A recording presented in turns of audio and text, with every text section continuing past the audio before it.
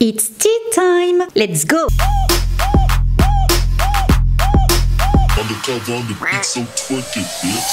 Bonjour, bonsoir tout le monde, je vous retrouve aujourd'hui pour la deuxième vidéo de cette semaine spéciale Noël consacrée à Friends et ses protagonistes. Donc voilà, pour ceux qui auraient loupé la vidéo d'hier, toute la semaine je ferai chaque acteur de la série télé Friends et dimanche sera la vidéo consacrée uniquement à la série, au tournage, aux anecdotes, etc. Voilà, c'est mon petit cadeau de Noël pour vous remercier de votre fidélité.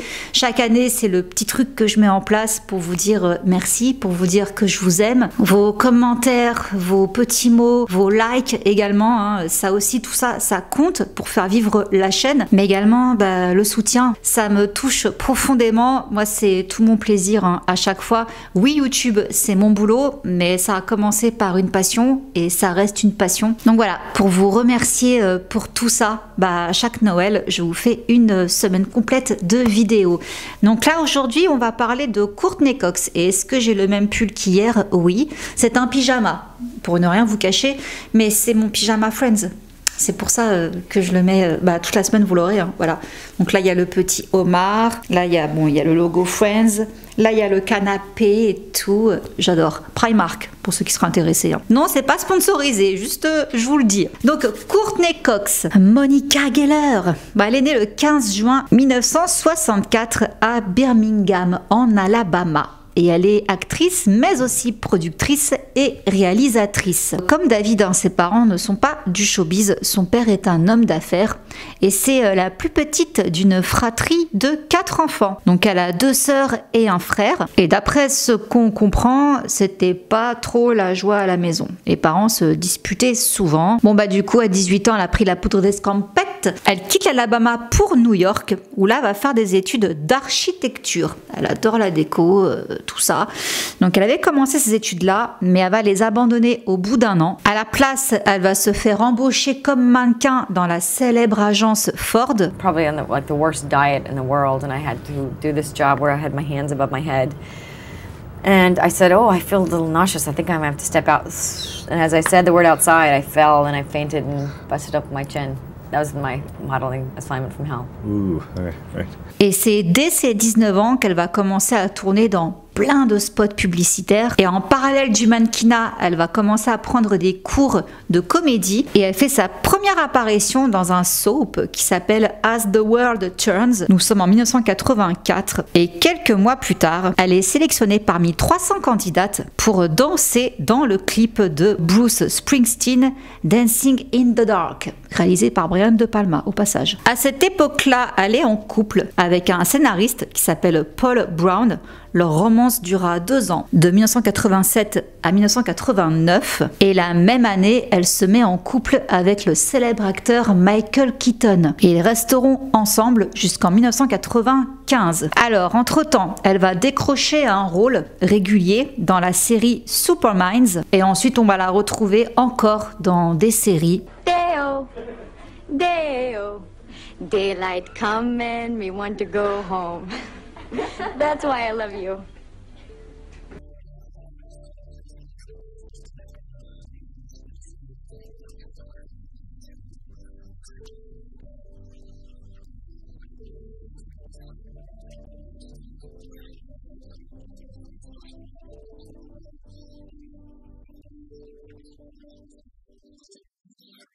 Mais également dans des films, par exemple Cocoon, Le Retour, Les Maîtres de l'Univers, Ace Ventura, aux côtés de Jim Carrey, jusqu'en 1994, où là, elle auditionne pour le rôle de Rachel Green.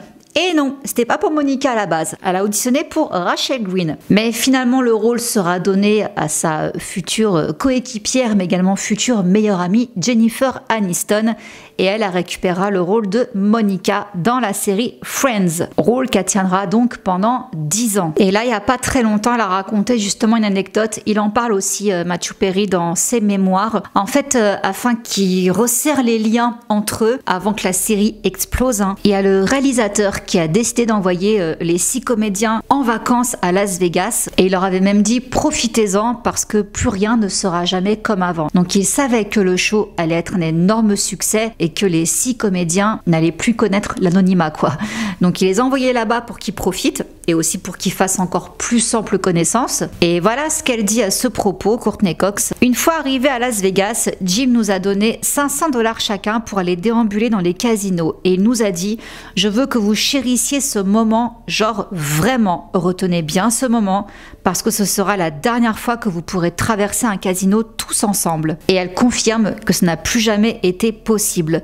On n'est pas les Beatles non plus, mais les gens ont quand même l'impression de nous connaître et je pense que si on déambulait dans la rue, juste tous les 6, les gens s'y intéresseraient beaucoup. Tu m'étonnes. Bon, grâce à son rôle de Monica Geller, elle va être récompensée par un Golden Apple Awards comme révélation féminine, mais aussi le People's Choice Awards pour l'actrice préférée. Et double coup de poker, c'est que au-delà donc du carton avec Friends, elle va également cartonner au cinéma à la même époque. Ce sera pour la saga Scream. Donc le premier volet sort en 96, le deuxième en 97 et c'est dans Scream qu'elle va rencontrer David Arquette, qui a fait d'ailleurs une apparition aussi dans Friends. Il était amoureux de la sœur de Phoebe, finalement après il sort avec Phoebe. Donc elle rencontre David Arquette et elle l'épouse le 12 juin 99 et après elle prend donc le nom de Courtney Cox Arquette. En 2001 sort Scream 3 et grâce à ce film elle remporte un Teen Choice Awards de la meilleure alchimie dans un film, donc alchimie entre elle et David Arquette, donc ils ont obtenu le prix tous les deux. It's dark and weird and I loved the character. I thought it was really something totally different from Monica, but I thought Scream was just going to be just a bunch of fun. I saw the first scene. I said, "Wow, well, this is going to be a huge movie." If I mean, we knew we'd have the built-in Wes Craven fans, but I was just so pleased that everybody else liked it too. Et là, elle se lance dans la production. Donc, elle va produire et jouer également dans un film qui s'appelle Amour sous thérapie. Elle enchaîne après un autre film qui s'appelle Get Well Soon, puis Destination Graceland et également Commandments, avant de retourner à la production, mais également à la création. Ce sera en 2003 pour une émission qui s'appelle Mix It Up. Donc là, en fait, c'est un petit peu comme Valérie Damido, si vous voulez. C'est genre des gens qui aident à décorer les maisons des autres. Donc un petit retour aux sources par rapport à ses études d'archi qu'elle n'a jamais achevées. Alors côté cœur, elle et David vont accueillir une petite fille, Coco Riley Arquette, le 13 juin 2004. C'est Jennifer Aniston d'ailleurs qui est la marraine. Et là, la même année, elle va donner une interview au magazine People où elle dit qu'elle a eu pas mal de fausses couches avant la naissance de Coco. Donc voilà ce qu'elle dit. « Je tombe assez facilement enceinte, mais j'ai du mal à les garder. Je me souviens d'une fois où je venais de faire une fausse couche alors que le personnage de Rachel devait accoucher. C'était très dur de réussir à être drôle. » Et d'ailleurs, pendant qu'elle était enceinte, donc on arrive à la fin de la série Friends. Donc elle est libérée de Friends et je suis quand même assez dégoûtée. Bon, tant mieux pour elle parce qu'elle a eu sa fille. Apparemment, elle a bien galéré pour l'avoir. Mais à cause de sa grossesse, elle a dû décliner un rôle qui m'aurait fait regarder la série parce que moi je décrochais au bout de 4 saisons. Elle devait jouer le rôle qu'a pris Terry Hatcher dans Desperate Housewives. Oh, dégoûtée. J'aurais kiffé la voir dans cette série quoi. Bon bah non, voilà, comme elle était enceinte, elle a dû décliner. Donc c'était pour le rôle de Suzanne Meyer. Bon bah du coup à la place elle fait quoi? Du doublage. En 2006, elle va doubler un personnage, c'est la vache Daisy dans La Ferme en folie et on va la retrouver dans un film de science-fiction, Zoom, l'Académie des super-héros, qui va pas être un franc succès. Bon bah c'est pas grave, elle continue dans la production, vu qu'elle avait déjà entamé plusieurs projets.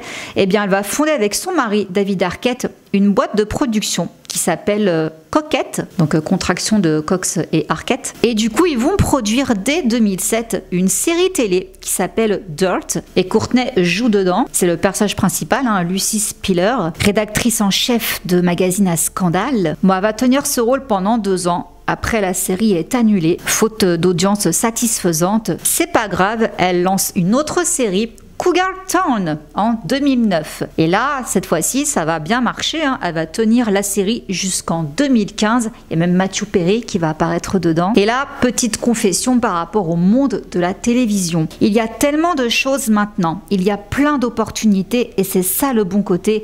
Mais il y a aussi beaucoup de compétition. C'est difficile maintenant. Les choses sont diffusées puis elles disparaissent aussitôt. J'ai eu de la chance de tourner dans 2 séries qui durent. Cougar Town depuis 5 ans et Friends qui en a duré 10. C'est vrai, ça Matthew Perry aussi l'évoque dans ses mémoires. En fait, Friends est apparue à une époque où les gens regardaient la télé. Et la série s'est arrêtée au moment où commençait de plus en plus à émerger Internet. Et là, les gens... en fait, ils pouvaient regarder les épisodes plus tard, quoi. Ils les rattrapaient sur autre chose. Et ça a tué, en fait, ce truc de se retrouver à tel jour, telle heure devant l'écran de la télé pour suivre une série. En plus, maintenant, avec le streaming, les plateformes, tout ça, c'est plus la même chose. Nous, avant, le samedi soir, c'était la trilogie du samedi. Ça commençait à 20h50, on était devant, quoi. Maintenant, je crois que ça marcherait plus, quoi. Les gens regarderaient plus. C'est vrai que ça manque, cette époque-là, je trouve. Bref. Bon, on va la retrouver au cinéma dans Histoire enchantée avec Adam Sandler, qui cette fois-ci va bien marcher. Elle va, comme ses autres acolytes, également participer à Web Therapy de Lisa Kudrow. Ça, ce sera en 2009. Malheureusement, l'année suivante, le 11 octobre, elle annonce sa séparation d'avec David Arquette. Donc au bout de 13 ans de vie commune, 11 ans de mariage, c'est fini. Le divorce sera prononcé en juin 2012. Bon, entre-temps, elle rempile pour le 4e volet de Scream. Donc ça, ce sera pour le cinéma. Après, elle se consacre au petit écran. Elle va apparaître dans plusieurs autres séries, dont Private Practice, également Go On, avec Matthew Perry, Drunk History, Shameless, Modern Family. Elle va produire et réaliser les Liaisons interdites. Ça, ce sera en 2012, année où elle va se mettre en couple avec un acteur et également mannequin, Brian Van Holt. Malheureusement, ça ne va durer qu'une année. Ils se séparent en 2013 et là, elle enchaîne une autre romance avec Johnny McDead, membre du groupe Snow Patrols,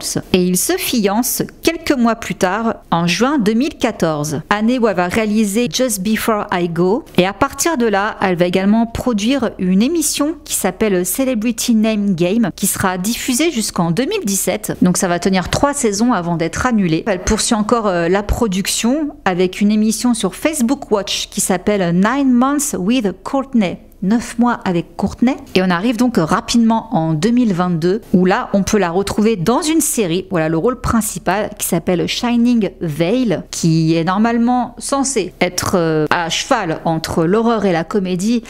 Alors les critiques, bon l'histoire déjà, c'est une écrivaine de romans érotiques dont la santé mentale est fragile et qui se met à avoir des fantômes lorsque elle et sa famille déménagent. Alors la critique, elle l'a jugée ni comique ni effrayante, c'est ballot, donc je pense que ça va pas faire de vieux os. Et là, ça a été également l'année où le prince Harry a sorti ses mémoires, donc le suppléant. Mais il raconte une anecdote sur Courtney Cox assez incroyable. Il dit qu'il a pris des champignons hallucinogènes lors d'une fête chez elle. Qu'est-ce que c'est que ça? Qu'est-ce qui s'est passé? Alors, le prince Harry donc raconte que c'était en 2016. Il a passé quelques jours chez Courtney. Il était avec 2 amis et il dit que ce séjour a dégénéré lors d'une soirée après qu'il ait découvert dans le frigo de Courtney Cox une énorme boîte de chocolat aux champignons hallucinogènes. Donc il en a pris quelques-uns avec de la tequila. Du coup, il s'est fait un trip merveilleux, selon ses dires. Donc apparemment, il s'est mis à parler avec une poubelle et avec la cuvette des toilettes qui se transformait en tête. Et à ce moment-là, Courtney Cox est en train d'inaugurer son étoile sur le Walk of Fame, Hollywood Boulevard. Donc on lui a demandé, alors c'est vrai ou c'est pas vrai cette histoire? Ah bah oui, c'est vrai. Il est resté ici quelques jours, probablement 2 ou 3. C'est une personne vraiment gentille. Et à propos des champignons hallucinogènes, alors qu'est-ce qu'elle dit? Je ne dis pas qu'il y avait des champignons, ce n'est certainement pas moi qui faisais la distribution. Voilà.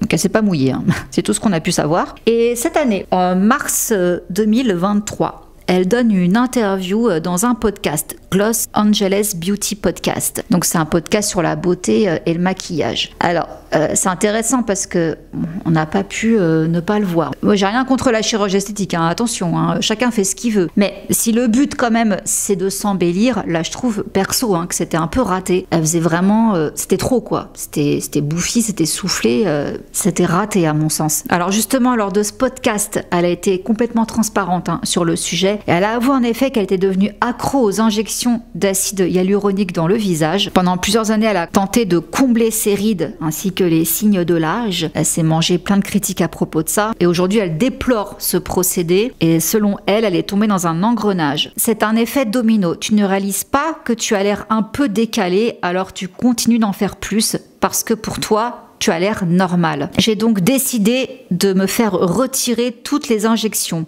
Dieu merci, elles sont amovibles. J'ai beaucoup foiré, mais heureusement maintenant, j'ai pu renverser la situation. Penser que l'on devient vieux alors qu'on est encore jeune, c'est vraiment décevant. Une perte de temps. Et justement, j'ai revu donc des photos d'elle récentes. Et oui, on voit qu'elle les a retirées et elle est beaucoup plus jolie, quoi. Encore une fois, hein, moi... pour les signes du vieillissement ou même pour des trucs à modifier ou quoi, j'ai rien contre. Je pense même que moi j'en ferais, hein, pour ne rien vous cacher, hein, parce que je suis complètement pas contre l'idée. Si on peut essayer d'avoir l'air un peu plus fraîche, être grattée quelques années, franchement moi je vois pas du tout où est le mal. Mais par contre c'est vrai que quand ça ne fait plus du tout discret et qu'on ne voit que ça et que ça fait moche, c'est dommage, surtout quand à l'origine on est une belle femme, qu'on a un si joli visage, quoi. Donc non, là franchement je la trouve beaucoup mieux. Et son dernier succès en date, bah, c'est le dernier Scream, hein, le 6, aux côtés de Jenna Ortega, qui est sorti cette année-là, en mars. Et donc voilà, pareil, hein, comme David, Courtney Cox, il n'y a pas de polémique. Il n'y a rien à dire dessus elle. Elle est très active sur Instagram. Et d'ailleurs, c'est marrant parce que elle est vraiment sans filtre, hein, là-dessus. Elle a remixé... si on peut dire, une pub pour Tampax. Elle avait fait une pub pour Tampax quand elle était jeune. Et bah là, du coup, elle a repris la pub qu'elle avait faite pour Tampax, mais version ménopause. Elle fait souvent des petits réels humoristiques où elle montre qu'elle a en fait beaucoup de points communs avec Monica. C'est vrai qu'elle est maniaque. Elle adore cuisiner également et elle est souvent fourrée avec Jennifer Aniston et Lisa Kudrow. Hein. Toutes les trois, c'est 3 meilleures amies, hein, dans la vraie vie. Elles sont souvent les unes avec les autres. Bref, c'est vraiment beau de se dire après toutes ces années, c'est vraiment le trio de nana, quoi. C'est les 3 meilleures amies. Voilà, mais écoutez, je vous laisse là. Je vous retrouve demain pour la suite. Ce sera avec Matthew Perry. Je me suis procuré sa biographie. Donc ce sera différent de la première vidéo que j'ai fait sur lui il y a 2 ans maintenant. Oh, il y a déjà 2 ans. Donc ce sera son histoire selon ses mots. Voilà. Je vous dis à demain. Je fais plein de gros bisous et encore bonne fête. Ciao. Undercover on the beat, so twerk it, bitch. Like.